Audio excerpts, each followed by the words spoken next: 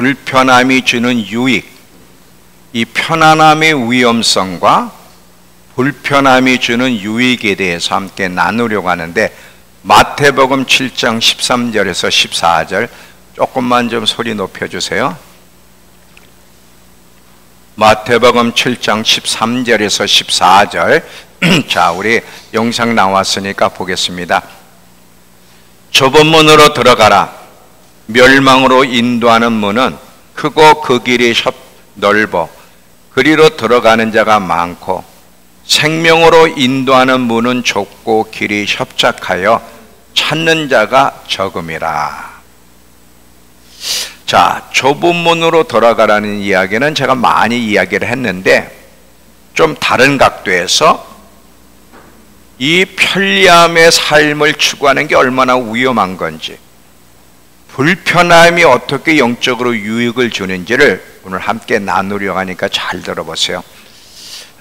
사람은 누구나 불편함을 원하지 않아. 늘 편안하고 안정된 삶을 살고 싶어하는 것이 우리 모두의 모습이에요. 저도 저의 원하는 거고 여러분도 원하는 거예요. 문제없이, 힘들지 않고, 다투지도 않고, 불편함 없이 편안하게 살아가고 싶은 마음이 모든 인간에게 다 있어요. 실제로 우리 그리스도인들을 보면 어떤 생각을 가지고 있냐? 예수를 잘 믿으면 복받고 인생이 편해질 거라는 생각이 있어요.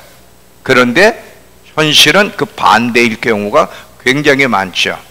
여기서 우리는 질문을 하나 하게 돼요. 왜 편안함과 안정된 삶을 살고 싶어 하는데 예수를 잘 믿는데도 편안함보다는 이렇게 불편하고 고난이 오는 것일까?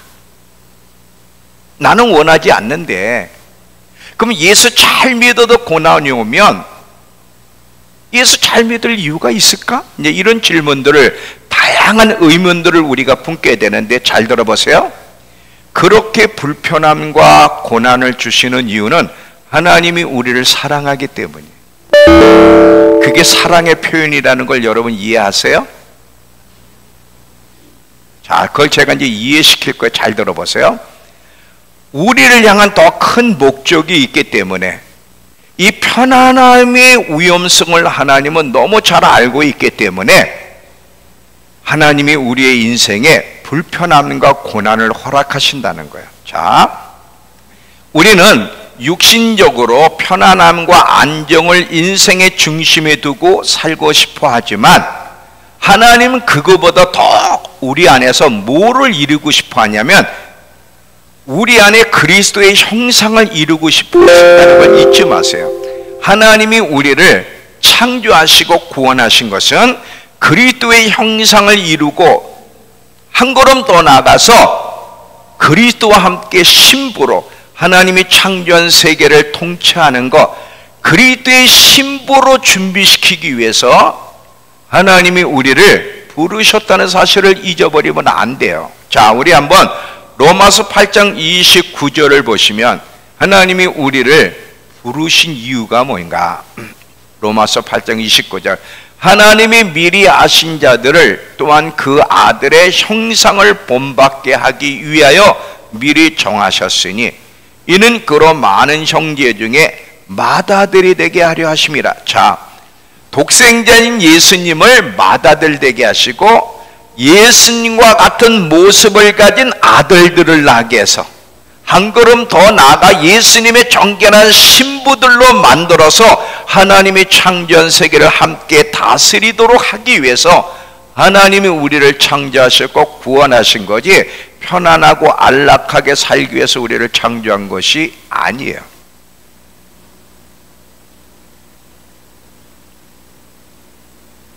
이 편안함과 안락함 속에서는 하나님의 목적을 절대 이룰 수가 없어. 제가 항상 이거를 예화 드릴 때 뭐를 많이 예화로 드렸죠? 이거를 이해시키기 위해서 금을 얘기했잖아요. 합금이라는 거에서 합금은 승금과 이물질, 광물질이 함께 섞여 있는 건데 이 합금을 승금으로 만들려면 이물질을 제거해내야 되는데 이물질을 제거할 수 있는 방법은 불이 있어야 돼. 용광로 속에서.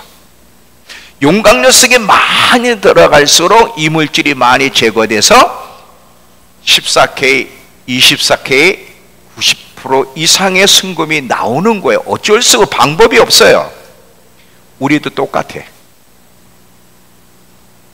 고난과 역경, 불편함 속에서만 하나님의 목적이 이루어지지, 편안함과 안정 속에서는 하나님이 우리를 부르신 목적이 이루어질 수 없다는 게 문제예요. 자, 베드로전서 5장 10절도 영상으로 보면요, 잘 보세요.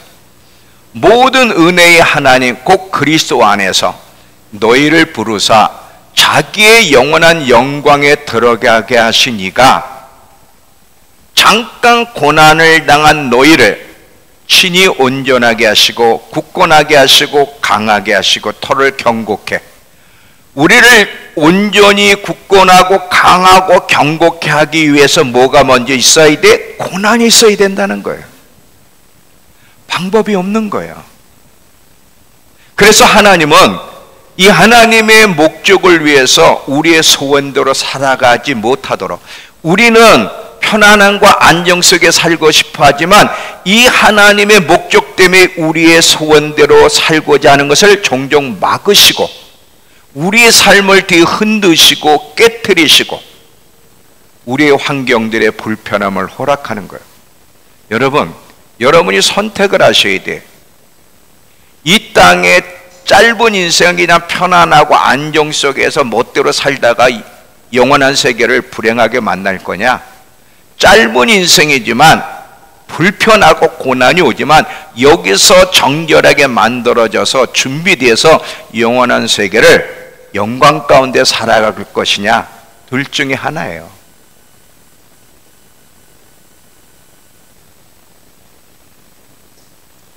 이 편안함과 안정을 좋아하지만 편안함과 안정 속에서는 영적으로 성숙도 성장도 그리스도의 형상으로 변화되는 것도 불가능하고요, 하나님의 뜻이 이루어지는 것도 어렵고 하늘에 소망을 두며 살지 않습니다. 우리는 진짜를 보지 못하게 돼.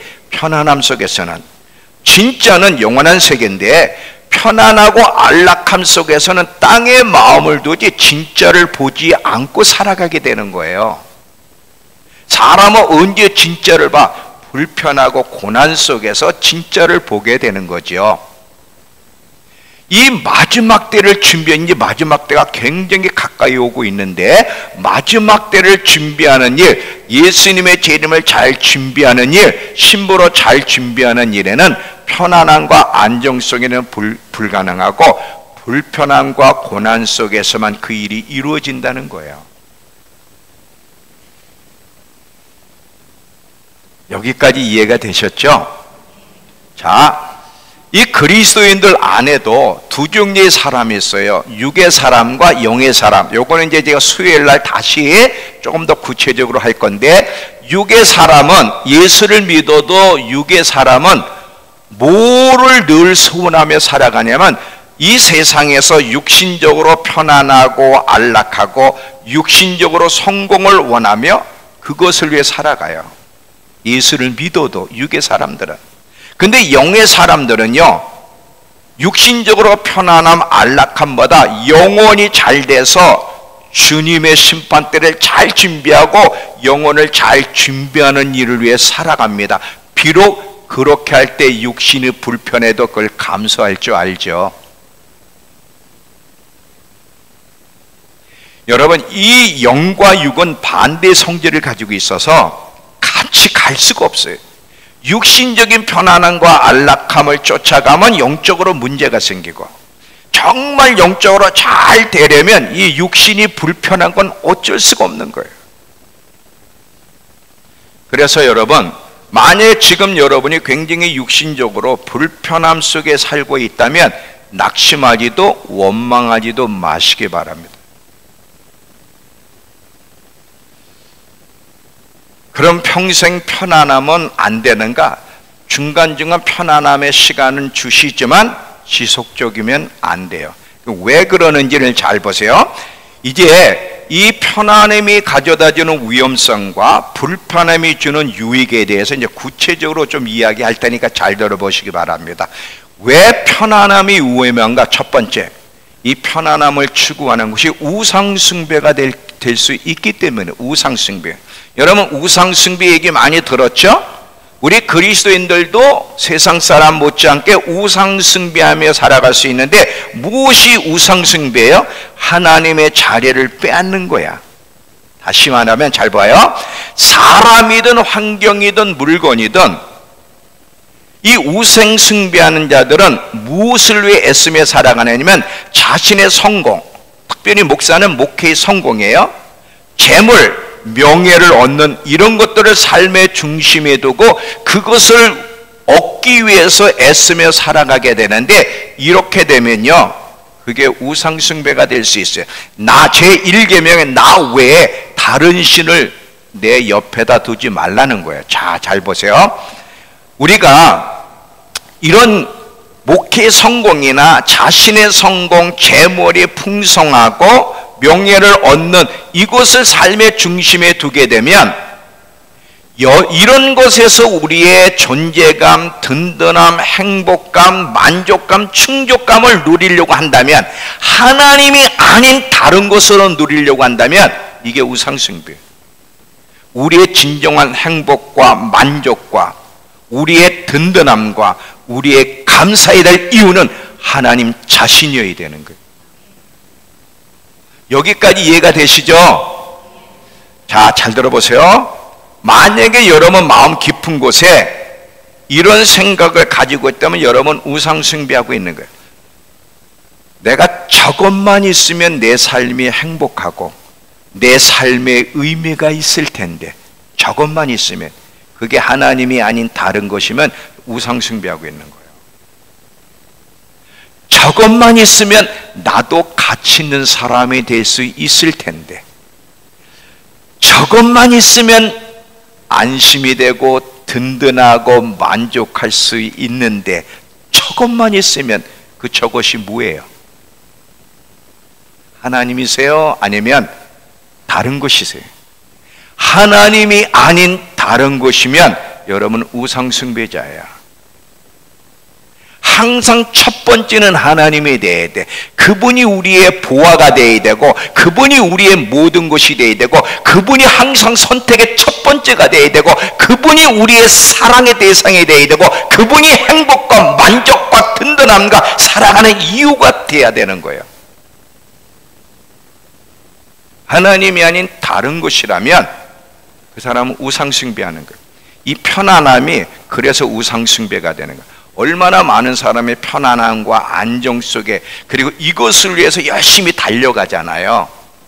그래서 편안함이 우상숭배가 될 수 있다는 거예요. 이해가 되세요? 자, 처음에는 예수를 잘 믿어요. 잘 믿고 섬길 때 참 하나님이 너무 감사하게 육신적으로 복을 주시네. 육신적으로 복을 주시다 보면 편안함과 안정이 주어지는 게 사실인데, 근데 이때 정말 조심하지 않으면 이 편안함과 안정이 영적 삶에 변질을 갖다 준다는 거예요. 영적 삶에 문제를 갖다 주는 거예요. 성경에 보면 하나님을 잘 섬겨서 하나님이 정말 편안함과 안정과 승리를 갖다 준 태평을 갖다 줬는데, 그 이후에 영적으로 병든 사람들의 이야기가 굉장히 많은데 몇 사람만 예를 들이게 잘 들어보세요. 첫 번째 솔로몬이에요. 솔로몬은요 처음에 얼마나 하나님을 잘 섬겼는지. 그래서 하나님 뭐라 그러냐면, 꿈에 계속 나타나서 네가 만약에 변질되지 않고 계속 내 계명을 지키며 나를 사랑하면 계속 내가 너를 축복할 것이고, 네 자손들 가운데 왕위에 있을 자들이 계속 이어질 거다. 그렇지만 네가 편안함과 안락함 때문에 나를 향한 사랑에 변질되고 우상숭배하고 내 계명을 지키지 않으면 너는 저주를 받을 거다 그랬어요. 근데 솔로몬은 두 번째 걸 선택했어요. 이 솔로몬이 너무 잘 되고 태평하다 보니까 이제 서서히 영적으로 병들어가서 우상 숭배하고 이방 여인을 쫓아가잖아요. 그래서 어떤 일이 벌어졌어요? 하나님이 나라를 둘로 쪼개서 그 아들 르호보암에게는 유다와 베냐민 지파를 다스리게 하고 나머지 10지파는 그의 충성스러운 종이었던 여로보암에 넘겨짐에 나라를 쪼개버리시. 이게 편안함을 조심하지 않으면 일어날 수 있는 일이에요. 이거는요 솔로몬만이 아니라 우리 모두의 문제예요. 자, 또 보세요. 이 다윗이 범죄했잖아요. 성경을 보면 하나님을 잘 섬긴 왕들에게 하나님이 정말 태평을 주셨어요. 부귀와 영화를 주셨는데, 근데 보면 아사왕, 여호사밧, 히즈키야, 우시야 왕 이런 자들을 보면 그 하나님이 준 복을 끝까지 잘 누렸어야 되는데, 교만해서 어떤 사람은 성전에서 지가 제사를 드리려다 얻어맞고, 또 어떤 왕은 하나님 100만 대군 구스대군이 쳐들어올 때 이기게 해주셨는데, 나중에는 이스라엘 북이스라엘에 쳐들어올 때 아람을 의지하다 또 얻어맞고, 끝까지 하나님이 주신 태평을 끝까지 잘 유지한 사람이 없었어. 제가 늘 질문하고 싶었던 게 뭐냐면, 왜 하나님은 잘 섬기는 왕들에게도 종종 이방인의 침공을 허락하셨느냐가 처음에 이해가 안 됐거든요. 지금 이해가 되는 거예요. 그들의 영을 깨우게. 자, 이거 잘 들어보세요. 그들의 영을 살리기 위해서는 흔드는 일이 종종 있어야 되는 거예요. 그렇지 않으면 타락하고 망한다는 것이 성경의 이야기예요.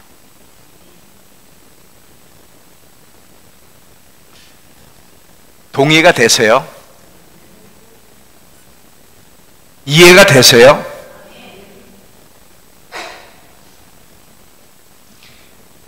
다윗의 얘기를 할 때가 잘 들어보세요. 이 다윗의 삶을 굉장히 아주 뚜렷하게 구별이 되는데, 사울에게 쫓겨다니며 동굴에서 잠을 자고 광야를 떠돌아라는 시간은요 진짜 불편한 시간이에요. 근데 그때만큼 다윗이 하나님을 가까이 했을 때도 없어. 그 불안한 상황 속에서 늘 주님을 찾았고, 불편함 속에서 항상 하나님을 향한 갈망을 표현하며 하나님의 뜻을 따라 산 사람이 다윗이에요. 근데 이 다윗도 언제 변질되냐? 왕이 되고 모든 것이 안정되면서부터 문제가 일어나는 거예요. 특별히 사무엘하 11장에 보면, 그냥 피지 마세요. 사무엘하 11장에 보면 왕들이 전쟁을 나갈 때에 계속 다윗이 전쟁을 나가다가 사무엘하 11장에 가서는 백성들은 전쟁에 나가는데 왕은 안 나가. 궁궐에 그냥 머물러 있어. 궁궐에 머물러 한산하게 있다가 밧세바를 보고 범죄하기 시작하는 거예요. 언제 범죄했다? 궁궐에 편안하게 있을 때. 이 편안함은요 다윗을 병들게 했고 하나님과 거리가 멀어지게 한 거예요. 이건 다윗의 이야기만이 아니라 이 타락한 본성을 가지고 있는 인간, 거듭났지만 아직 혼과 육이 거듭나지 않고 아직도 죄의 지배를 받는 인간이 똑같이 경험하는 일들이야.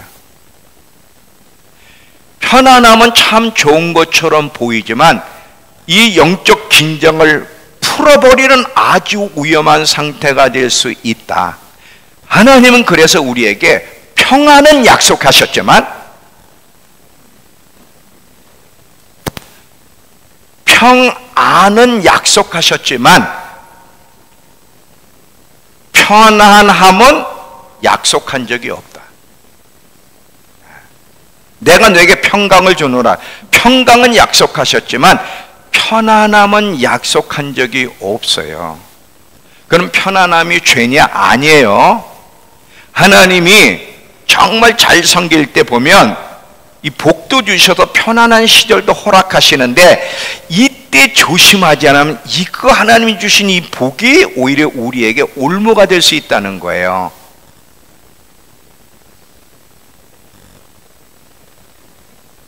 그래서 하나님은 불편함을 통해, 고통을 통해 우리 영을 자꾸 깨우시는 거예요. 깨우시는 거. 잘 보세요.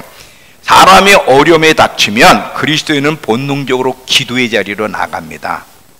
길이 막히면 하나님을 찾아요. 근데 편안하면요 좋지만, 편안하고 아무 문제가 없으면 하나님을 찾는 이유를 점점 잃어버리고 간절함과 열망이 식어진다니까. 어려울 때의 기도 자세하고 편안하고 안정될 때의 기도의 자세가 똑같을까요? 다를까요? 달라요. 마음 자세도 다르고.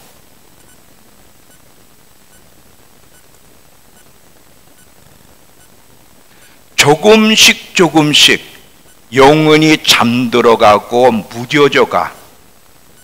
하나님은 이렇게 되면 마지막 때를 준비할 수 없기 때문에, 신부로 준비할 수 없기 때문에, 하나님의 목적을 이룰 수 없기 때문에 우리를 위해서 불편한 환경을 허락하시는 게 이것이 사랑이다. 이것이 사랑이다. 아멘. 크게 한 사람 복을 받을지어다.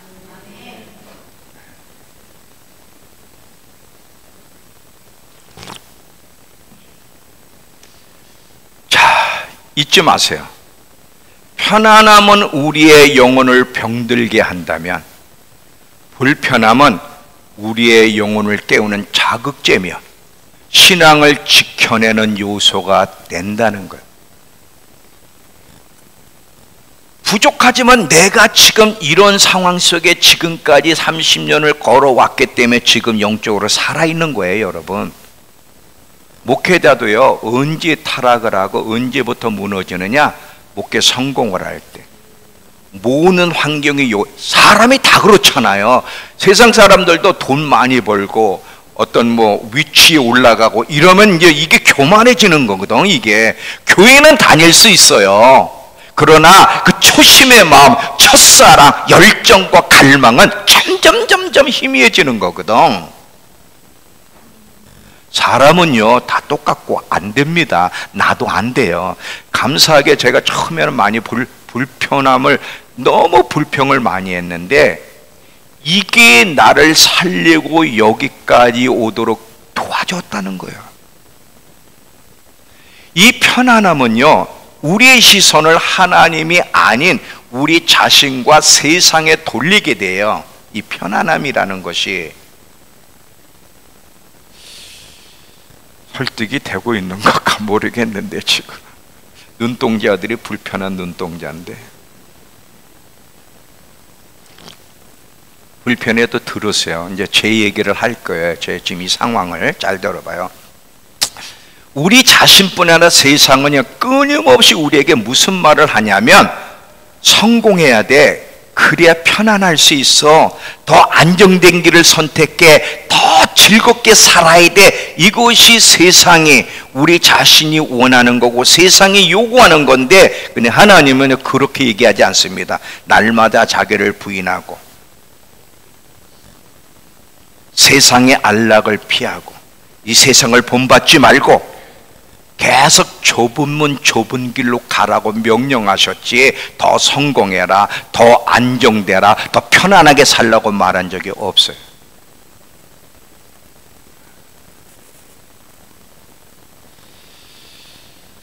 자, 또 보세요. 하나님이 우리를 부르신 거는, 자, 다시 육신적으로 편안하게 살게 하기 위해서가 아니라 우리 안에 그리스도의 형성을 이루기 위한 것이고, 하나님의 뜻이 우리 안에서 이루어지기 위한 건데, 하나님의 뜻이 굉장히 범위가 크지만 특별히 우리를 부르셨을 때 주님이 원하는 사람, 지도자가 되기 위해서는 편안함 가지고는 안 돼. 아까 다윗도 그렇고 이 하나님의 사람들이 넘어질 때 언제 넘어졌냐면 이 편안할 때, 태평할 때 넘어졌다 그랬잖아요. 거룩함과 성숙과 구별된 삶은 편안함 속엔 이루어지지 않아. 특별히 여러분 잘 보세요. 우린 이 땅의 삶으로 끝나고 천국에서는 특별히 할 일이 없이 그냥 공중에나 천사들처럼 둥둥 떠다니면서 막 예배나 드릴 거라 그러는데, 천국에도요, 새 하늘과 새 땅이 있고요, 맡겨진 책임이 있고 사명이 있어요. 그래서 달란트 비유를 보면 작은 일에 충성한 자에게 큰 일을 맡긴다 그랬는데, 작은 자에게 충성했다는 건 이 땅에서 충성한 자에게 천국에서도 더 큰 일을 맡긴다는 거야. 영원한 세계 속에서도 분명한 삶이 있다는 거야. 구체적인 사명이 있다는 거야. 이 영원한 세계에서 잘 준비하기 위해서는 이 땅에서 고난도 필요하다는 거야.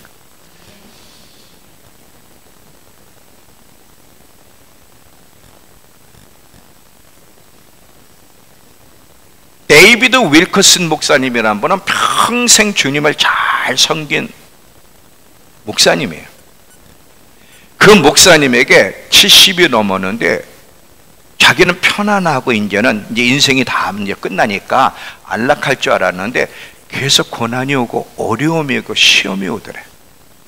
그래서 하나님, 언제까지 고난과 어려움에서 제가 벗어날 수 있는지, 왜 지금 이 나이에도 이런 어려움을 주십니까? 하고 하나님께 여쭸더니 천국에서 너에게 맡길 사명을 준비시키기 위해서. 하나님 명확하게 말씀하시더라고요.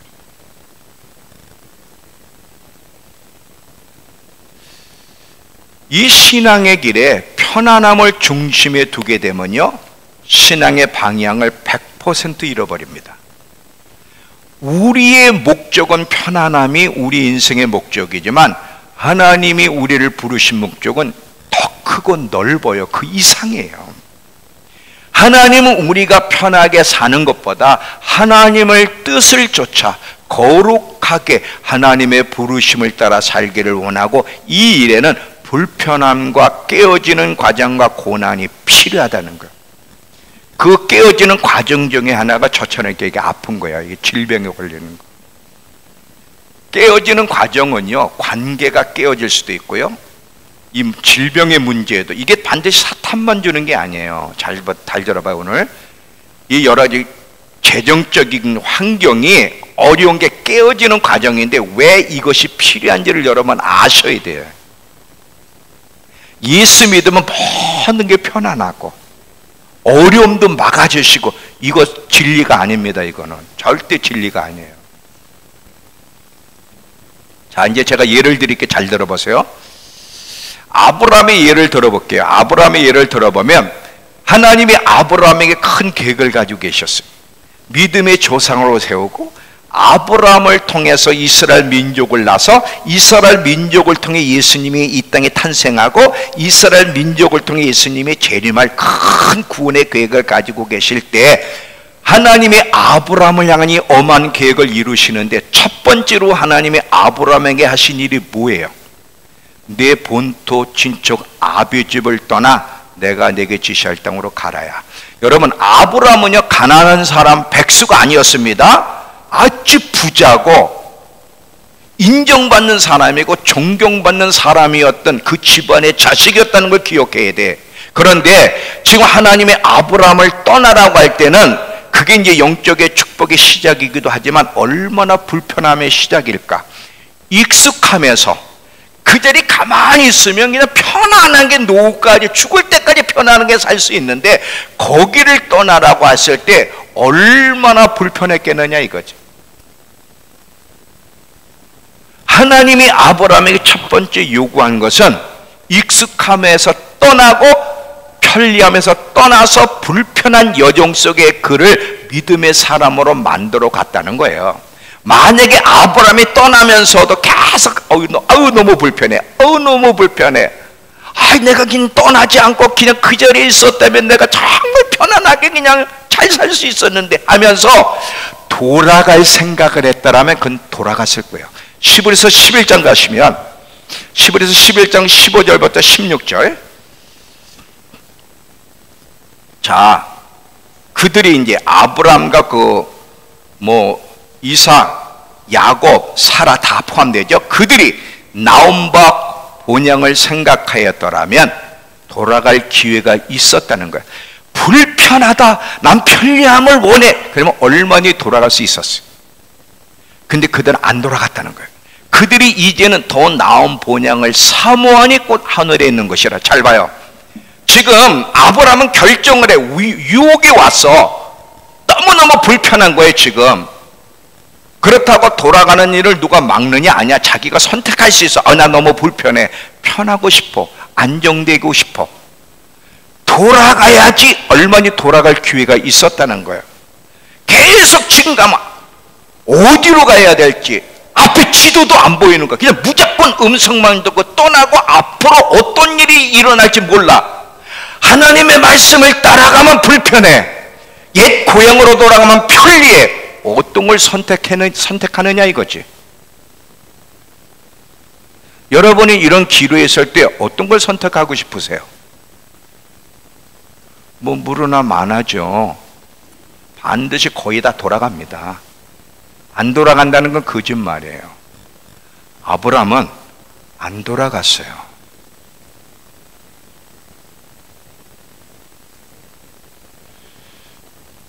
저도 안 돌아갑니다. 이제 안 돌아가. 자, 잘 봐요.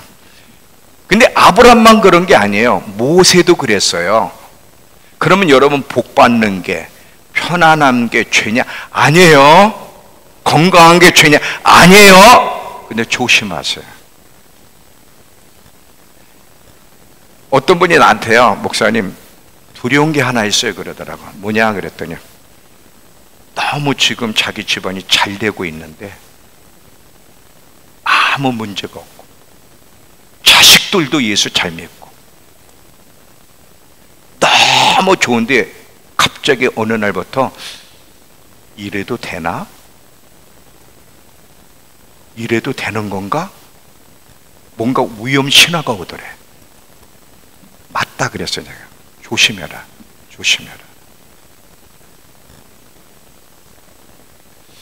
자, 이 모세도 한번 보면요, 히브리서 11장 24절에서 26절 혹시 내가 보내줬나? 자, 모세의 이 고백을 보세요. 성장한 모세는 믿음으로 이집트 공주의 아들이 되는 걸 거절했어요. 이집트 아들로 그냥 남았으면 얼마나 편리하고 안정적입니까? 근데 그걸 거절했어요. 그는 일시적인 죄의 쾌락을 누리는 것보다 하나님 백성과 함께 고난당하는 불편함을 선택했다는 거예요. 집사님 3개 다 켜주세요. 다 난방 3개 괜찮아요. 처음에 다 켜도 돼요. 옳지. 여기도 키세요. 여기도. 왜냐면 한두 개만 키면 이게 안 돼. 3개가 켜서 같이 움직여줘야 되니까 여기도 켰어요. 자, 보세요. 모세는 약속된 메시아를 받는 고난을 이집트의 보물보다 더 값진 것으로 여겼습니다. 그것은 장차 받을 것을 기대하고 있었기 때문에. 모세가 왜 편리함을 거절하고 불편함을 선택했냐면 영원한 세계 속에 주어질 영광 때문이라는 거예요. 모세 바보 아니에요, 여러분. 요셉을 잘 보세요. 하나님이 요셉에게 꿈을 줬잖아요. 엄청난 꿈을 주셨는데 그때부터 요셉의 여정이 얼마나 불편하고 힘든 고난의 여정이었는가 보라. 근데 그 불편하고 고난의 여정이 요셉을 향한 하나님의 뜻을 이루는 지름길이었다라는 거예요.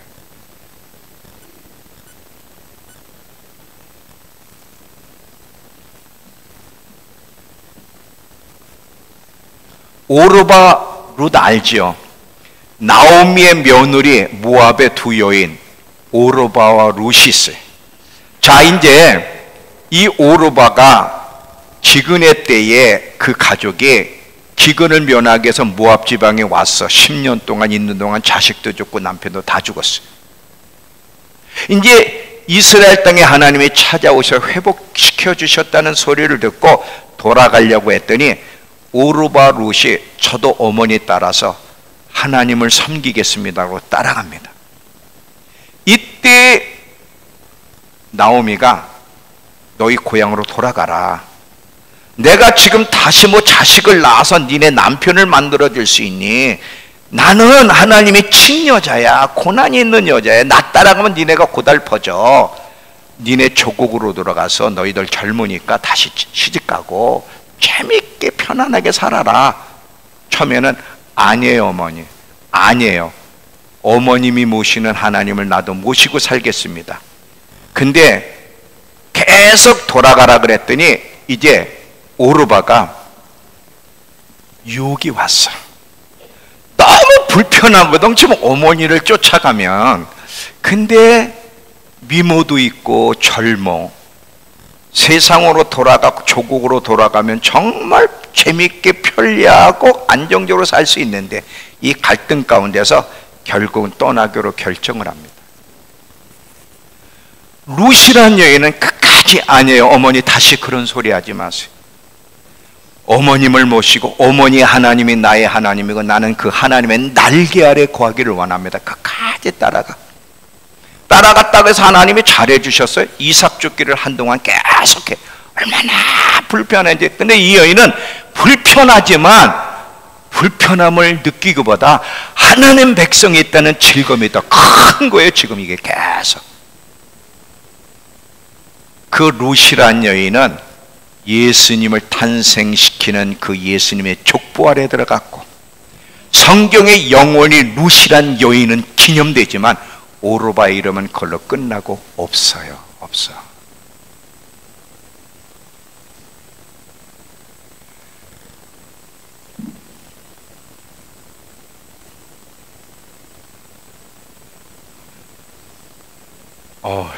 시간이 또 저렇게 빨리 가냐. 나 오늘 아직 반도 못 했는데 큰일 났네. 잘 보세요. 말씀이 재밌죠? 난 이렇게 하나님 말씀이 이렇게 재밌고 시간 가는, 이게 어떤 드라마와 비교를 해. 내가 하나님 모를 때는요 그렇게 드라마가 기다려졌는데 지금은 뭐 보지도 않지만 하나님 말씀이 이렇게 재미있는지 몰랐어. 나 10분 왔는데 불면 10분 했어요. 10분. 근데 지금 40분이 넘었거든. 10분 정도 했는데 근데 지금 아직 반도 못 나갔어요. 이거 지금 진짜 중요한 얘기를 이제부터 해야 되는데 하여튼 하는 만큼 할게. 잘 봐요. 하나님은 우리의 삶에도 때때로 우리가 기대하는 편안함을 멈추게 하고 우리의 계획과 삶을 뒤흔드는 이유는 이 편안함과 안정성의 위험성을 주님은 다 아시기 때문에 그러는 거예요. 자, 이제 제 얘기 빨리 들어갈게요. 제가 이 뇌경색으로 몸이 불편해졌잖아요. 지금까지 인생도 참 힘들었어. 우리 아내는 정말 그 힘든 여정을 잘 같이 왔는데, 우리 여러분, 그거 다 얘기할 필요 없는데, 제가 37년을 목회하면서, 내 여정이 이런 거를 미리 보여줬다면 저는 시작부터 안 했을 거야. 시작부터 안 했어. 이렇게 모든 영역에 고달플 줄 알았다면 시작부터 안 했죠. 꿈이 있었고, 꿈대로 될 거로 생각하고, 그래서 시작을 했는데 37년 동안 제가 원한 것은 거의 안 없어요.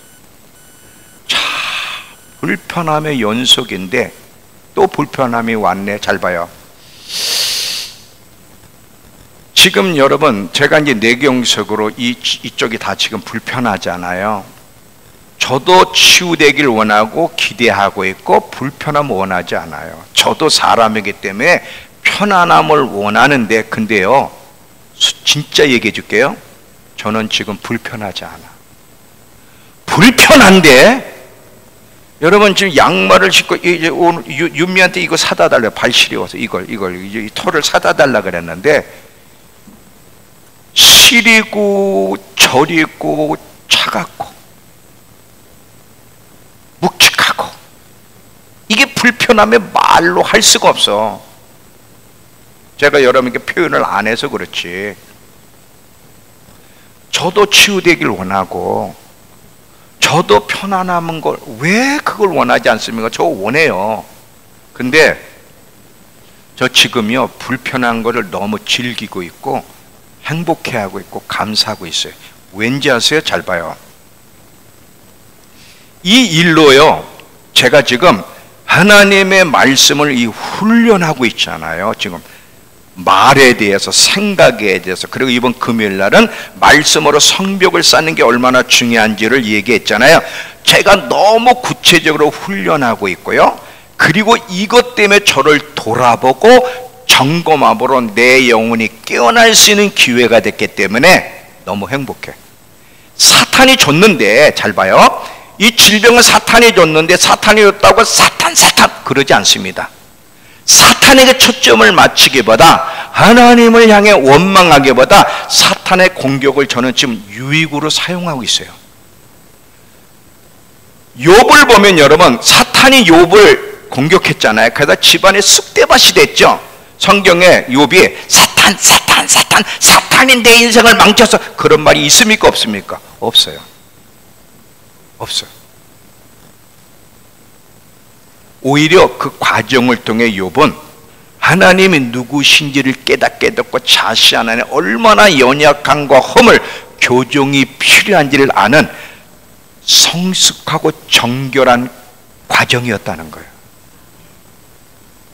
사탄이 공격했는데 사탄 이러지 않았다는 거예요. 그렇다고 영적 공격이 무시하고 무지하라는 얘기가 아니에요. 자, 저도 이걸 사탄이 공격했잖아요. 참 이 엑스를 보면서요, 감사하기도 하지만, 야, 명확하게 이 신하얀 게 딱 박혀 있어요. 이 오른쪽에. 나는요, 건강은 누구보다도 자신 있다 그랬잖아요. 다른 사람이 쓰러져도 나는 안 쓰러진다고 나도 믿고 있었고 주위 사람이 다 믿고 있었어. 그래서 전화 오면 목사님이 쓰러졌다는 게 맞아요? 정말이에요? 다 질문해. 근데 내가 쓰러졌어. CT 딱 보니까 그냥 하얀 게 딱 있어. 내가 명확하게 보였어. 근데 감사하게도 하나님은 이 오른쪽을 쳤기 때문에 이 왼쪽이 지금 문제인데, 나로 하여금 완전히 이렇게 다 팔을 못 쓰게 하지 않고 그래도 움직이게 하신 게 감사한데, 너무너무 불편하다 이거죠. 잘 때도 이게 이불 속에 집어넣는데도 시리다고. 근데 이게 얼마나 감사하고 얼마나 내가 지금 행복한 시간을 갖냐면, 이 과정이 나를 돌아보게 하고 나를 점검하게 하고 내 영혼을 새롭게 깨우는 시간이 되었기 때문에 이게 감사한 거예요. 자, 늙은 선지자 얘기할 테니까 이게 무슨 뜻인지 요 한마디만 더 하고 마치게. 잘 들어봐요. 사람이 편안함과 안정 속에서는요, 자신이 누구인지가 안 드러나. 자신의 중심에 뭐가 있는지가 안 드러나고 자기를 돌아보는 일이 어려워. 불편함 속에서만 자기 중심에 무엇이 있었는지, 내가 누구인지, 얼마나 교정이 필요한지는 불편함과 고통 속에서만 오는 거예요. 이거 이해가 됩니까 지금? 자, 이 신앙이 오래되면 오래될수록, 연륜이 있으면 연륜일수록 영혼이 아름다워야 되는데, 이 나이가 들수록 신앙이 아름다워지려면 아주 자기 영혼의 점검 상태를 부지런히 하면서 칼을 갈듯이 계속 우리를 가는 일이 있어야 되는 거예요. 근데 이거로 편안함과 안정 속에서는요, 자기를 점검한 칼을 갈 수가 없는 거예요. 착각에 빠지기 때문에. 자, 열왕기상 13장이면 늙은 선지자 얘기 나오는데 요 얘기만 할게요. 자, 늙은 선지자. 이 성경에서 늙은 선지자라고는 이 늙은이란 말을 왜 썼는지를 보세요. 늙었기 때문에 늙은이라고 쓴 게 아니야. 여기에는요, 굉장히 중요한 내용이 담겨 있어요. 자, 열왕기상 13장의 스토리는 여러분 꼭 집에 가서 한번 읽어보세요. 열왕기상 13장에 어떤 사건이 벌어지냐면, 솔로몬이 범죄함으로 하나님이 나라를 이제 둘로 쪼개서 10지파를 여로보암에게 줍니다. 그 부하였던 여로보암에게 주면서 하나님 뭐라 그러냐면, 네가 나를 잘 섬기고 내 계명을 지키면 네 후손이 계속 왕위에 있을 거야. 그러나 네가 내 말에 순종하지 않고 우상 숭배하면 너도 망한다 그래.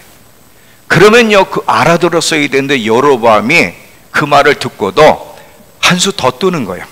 베델과 단에다가 금송아지를 생겨놓고, 이게 하나님이다. 너희들 예루살렘의 성전에 가지 마라. 왜냐하면 이스라엘 사람들이 예루살렘에 가면 이 자기 백성들을 뺏길 것 같으니까 못 가게 한다고 베델과 단에다가 송아지를 세워놓고 여기서 예배 드려요. 그리고 또 뭐라 그러냐면 초막절이 7월 15일 날 드려야 되는데 이것도 8월 15일 날로 바꿔버렸고, 그리고 레위 제사장들도 레위 가문의 제사장이 아닌 보통 백성들 가운데 내가 제사장이 되겠다 그러면 내가 시켜주는 거다. 아주 이렇게 못된 짓을 하니까 하나님이 이제 여로보암에게 하나님의 심판의 메시지를 전하러 선지자를 보내는데, 그 베델에 늙은 선지자가 있었는데 그 늙은 선지자를 보내지 않고 젊은 선지자를 보냅니다. 이 내용 여러분 대충 아시죠? 젊은 선지자를 보내 경고하게 하셨는데, 왜, 질문은 이거예요. 왜 선지자가 있었는데 늙은 선지자를 보내지 않고 젊은 선지자 하나님의 사람을 왜 보내셔서 경고하셨는가? 그리고 여기서 나이든 선지자한테 늙은 선지자라 그랬는데 여기에 숨어있는 내용이 뭔가야? 여러분, 모세가 이제 늙어 죽었는데 늙은 모세 죽었어, 이런 말이 있습니까 없습니까? 모세가 늙어 죽었을 때 성경에 늙은 종 이런 말이 있어요 없어요? 뭐라고 표현하고 있어요? 하나님의 종 모세가 죽었으며. 여호수아 1장 1절 잘 보세요. 여호수아 1장 1절에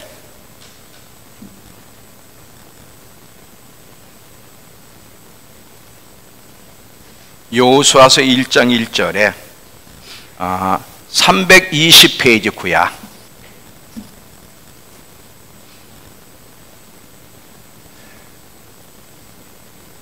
여호와의 종 모세가 죽은 후에야, 늙은 종이 죽은 후에 이런 말을 안 써. 하나님을 잘 섬긴 모세에게 늙은이란 말을 안 쓰고 여호와의 종 모세 이렇게. 근데 여호와만, 그 모세만 그런 게 아니에요. 여호수아에게도 그렇습니다. 자, 여호수아 24장 29절.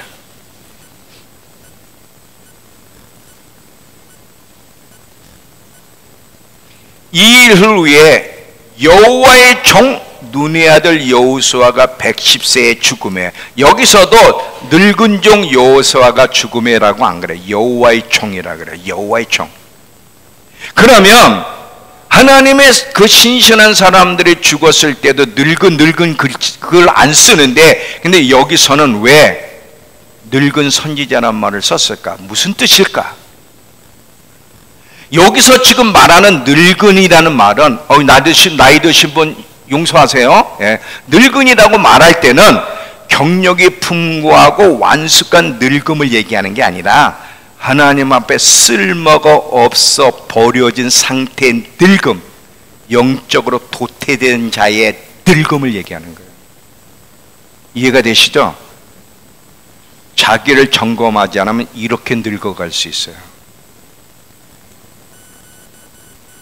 제가 왜 감사하는지 알겠죠?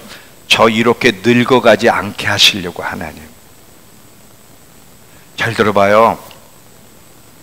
이 사탄의 공격도 약으로 쓸 수 있다니까. 난 몰랐는데 그 새 중에 제가 참 좋아하는 새가 있어요. 뻐꾸기. 뻐꾹. 소리가 얼마나 이뻐. 5월부터 8월까지 울어. 뻐꾹. 이 뻐꾸기가 참, 얘가요, 알을 어디다 낳냐면 자기 둥지에다 낳는 게 아니라 남의 둥지에다 알을 낳고 간대. 이게 웃기는 애지 참. 남의 둥지에다 넣고 가면 다른 새는 그 알이 자기 알인 줄 알고 품는다는 거예요. 이걸 조금 이제 내 현실로 얘기하면, 사탄이 내게 똥을 싸고 갔어. 사탄이 똥을 쌌네, 그게 아니라 이거를 나는 지금 이용해서 나를 점검하고 나를 돌아보고 내 영혼을 깨우는 도구로 쓰고 있다는 거. 그래서 내가 이 불편함이 나에겐 불편함이 아니라 행복하고 감사하다는 거. 이해가 되시죠?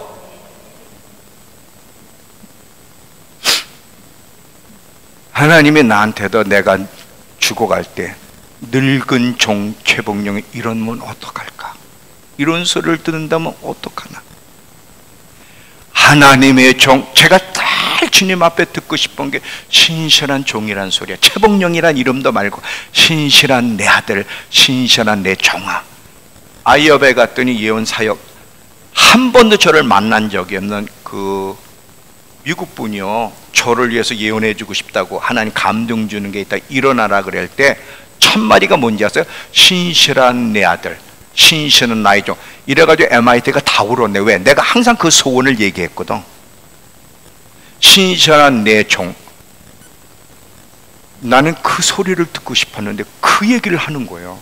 죽을 때도 신실한 내 아들, 평생 충성된 자로 나를 섬기다가 잠든 나의 종 최복령이, 난 이런 소리 듣고 싶지, 저 늙은 선지자 이런 소리 듣고 싶지 않아요. 근데 이런 소리 들을 사람은 많습니다. 여러분은 어떤 소리를 듣고 싶으세요? 만약에 지금 주님이 여러분에게 말씀한다면 여러분은 늙을 자를 붙일까 안 붙일까? 이해가 되시죠? 그래서 저는 이 불편함이 너무 감사한 거예요. 지금 이 불편함이 없었다면 저를 돌아보지 않았을 거고 다시 새로워지지 않았을 거고 내 영이 깨어날 수 없었을 거예요. 착각 속에 살았겠지. 자, 이제 결론이에요. 우리 저 성찬 위원들은 이제 나와 준비해 주시고요. 자, 보세요. 이제 3분의 2 했어. 3분의 1은 수요일 날로 넘길 테니까 잘 들어보세요. 편리함의 위험성, 불편함이 우리에게 주는 유익의